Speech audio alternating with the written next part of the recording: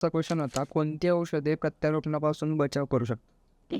मुळामध्ये औषधं हे लिव्हर सिरोसिसला खूप काय बरं करतात असं नाही. ज्यावेळेस आजार हा सुरुवातीच्या टप्प्यामध्ये असतो, त्यावेळेस आपण त्या औषधावरती थोडासा कंट्रोल करू शकतो. पण याच्यामध्ये मेन जे आहे ते आपली लाईफस्टाईल मॉडिफिकेशन खूप गरजेचं असतं. आपण जर खूप प्रमाणामध्ये जंक फूड खात असाल किंवा काहीतरी व्यसन असतील, तर ते आटोक्यात आणणं आपल्याला गरजेचं असतं. किंवा आता आपलं हेपॅटायटिस बी आहे, सी आहे किंवा खूप औषधं आपण घेतात त्याच्यामुळे लिव्हरमध्ये डॅमेज होतो. ते आधी आपण बंद करणं आणि त्याच्यावर कंट्रोल मिळवून एक हेल्दी लाईफस्टाईल जगणं हे सगळ्यात महत्त्वाचं असतं याच्यासाठी. आणि जर असं केलं तर काही औषधं आपल्याला सुरुवातीच्या काळामध्ये लागतात लिव्हरच्या आजारातून बाहेर पडण्यासाठी. पण सुरुवातीच्या टप्प्यामध्ये जर आजार असेल तर आपल्याला कायमस्वरूपीची औषधं घ्यायची गरज नसते आणि काही प्रमाणात औषधावरती आजार कंट्रोलमध्ये आला की हळूहळू आपण औषध बंद पण करू शकतो. पण आजारच जर तुमचा पुढच्या टप्प्यामध्ये गेलेला